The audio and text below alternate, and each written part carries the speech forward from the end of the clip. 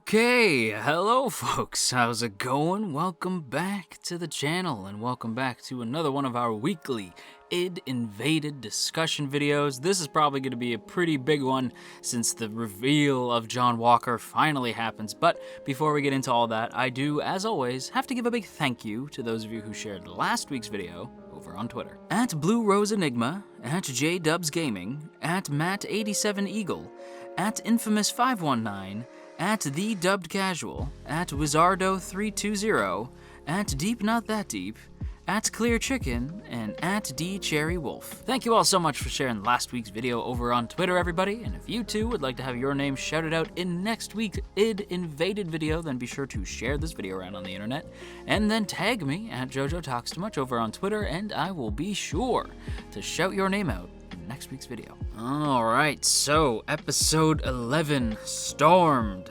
And yes, the big reveal is exactly who we all thought it would be, which does sting a little bit. We all knew it was going to be the Chief. Hayasura is revealed to be John Walker, and it's a wee bit obvious. I can actually think of another show. I won't say the name, just, to not spoil it, but I can think of another show that was a thriller that a lot of people assumed was a mystery, and once it was revealed who the killer was, people were kind of disappointed.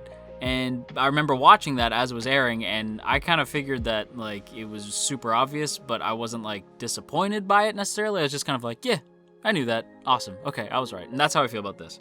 I knew it was going to be the Chief. I thought they could have done something interesting, and I could have assumed that they were going to make it Matsuoka, because Matsuoka being revealed to be John Walker would be, kind of crazy. He was chasing serial killers, but he was, making them so that he could chase them or something like that. I wonder if that's what Hayasura is up to. I don't super know. But yes, I was not sure how to feel about this. And you know what, we'll get into this thing first, because the whole Kura reveal, right? When we see what's going on with the gang in real life, Matsuoka's pissed because he's like, I hate being played, and so he drives off to Momoki's place. And I do love the way that they figure out how they got Akihito as well, or Sakaido as well, when it should have been Momoki's, and they're like, how? I don't understand. We got the particles from there. And Matsuoka's like, now, I don't usually go to Momoki's. I've known him forever, but I've never been, in his room, so I have no clue, what I'm supposed to be looking for. And Toga is like, wait, stop, right there. Grab that picture. Okay, scan it. And then you're like, wait, what happened? What's going on? How do you know that? And she's like, that picture wasn't there the last time I was there. And everybody in the room, all the members of Kura are like,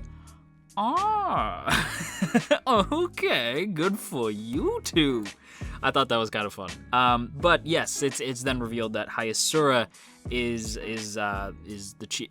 John Walker by Hondamachi after they break out of the Idwell. And when it's revealed, the weirdest friggin' thing happens, and we see Hayasura slowly walking through the halls of Kura. And he's probably what I assume he's under the Mizuhaname machine, right? Because the machine is that entire room.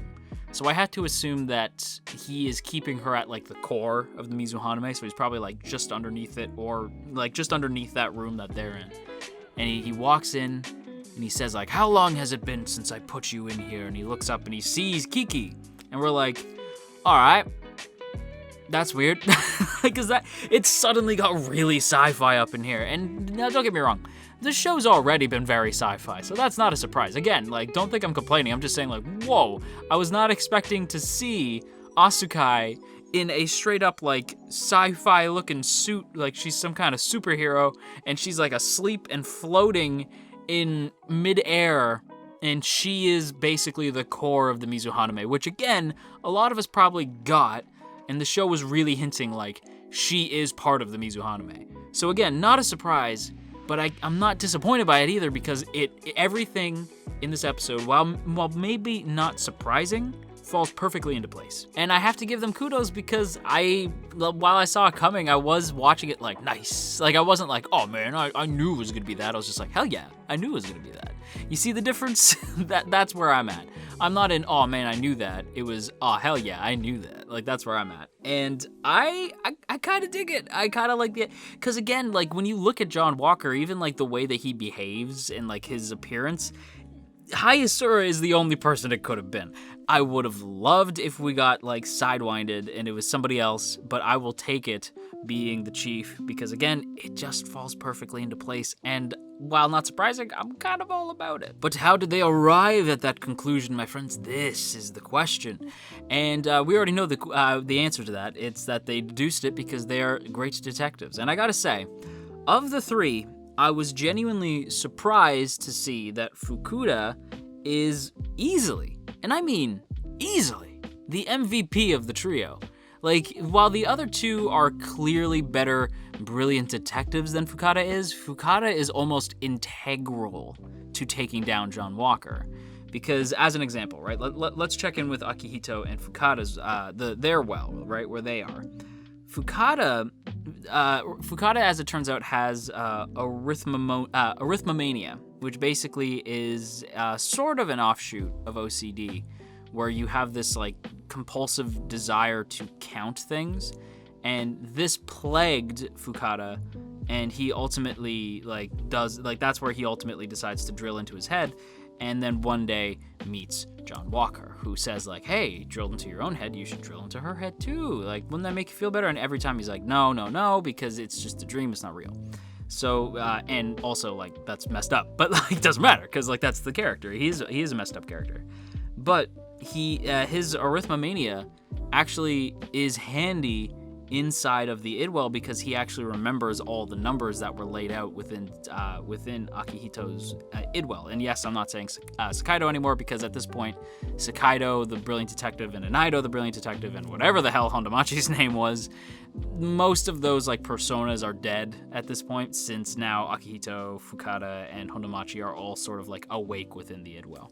So I'm not going to be referring to them as their previous names. But if you were worried about the Fukuda-Akihito bromance, which is a weird addition to the show, but a very welcome one, it's still in place, believe it or not, because Akihito like has the opportunity to just kill Fukuda, but he doesn't do that because he's like, A, that's what you want, and I don't want to give you what you want, and B, I kind of need you, and if I were to kill you, it would just be playing into what John Walker wants, because then I'd be trapped here, and he only left you in here so that you would, like, so that you'd be stuck here, because you'd be forced to count all the grains of sand and all the numbers on the board. You'd be stuck here. You'd be trapped by your own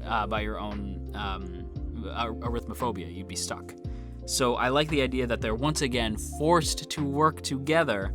And it's a nice, I love seeing like the villain turn good for a bit, and that's the vibe that I get with Fukuda, because he starts off like as just this horrible dude, like he's responsible for Hondamachi getting a friggin' hole in her head, and yet he ends up being one of the more entertaining characters on the within the show, and I don't know, there's something really cool about that. And also he's not only the MVP in that sense, where he helps Akihito find Hondamachi within the Idwell, like they find where the Mizuhaname that she entered was.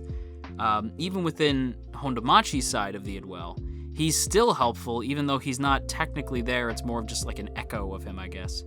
To quote Kingdom Hearts, I guess this would be Data Fukuda, and he actually helps Hondamachi and her big galaxy brain figure out who John Walker is within the Idwell, based on the fact that he remembers all the dates and times that John Walker visits him, which is really freaking cool. And he was the surprising MVP of the episode, and I had to give the man his credit, because again, when we were first introduced to this character, I had no idea how integral he would be. Again, Hondamachi has a big galaxy brain. She figures out the whole 7 thing, like the lucky number 7, I guess, and how I think she equates him to God, like God created the world in 7 days or something. I was like, I don't think it's that serious. I think he just has an obsession with the number 7. I mean, it could be the God thing, but that was a bit like, I was like, okay, that's the one part of the episode that I was like, that's a little goofy. But everything else, I was totally on board for. And again, while Hondamachi and her big galaxy brain are super helpful, while Akihito's drive for justice is endearing and makes him go a little too far in some cases, but you do want to see him reach the end of his journey, while those two are obviously like the better detectives, Fukuda my man is the MVP. I don't think that's up for debate. I think if you look at the episode, you just can tell that, like, without Fukuda, like, they would be lost. Like, they wouldn't have figured this out. So I have to give the man his props.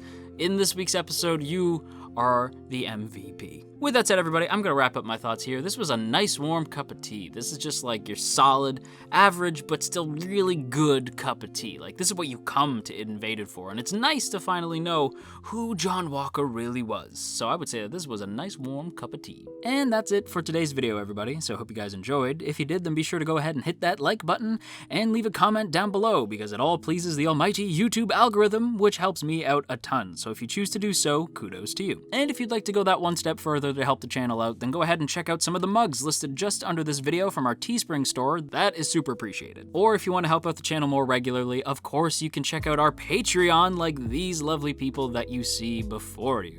And speaking of our patrons, I would like to give a big shout out to those of you in the Earl Grey tier.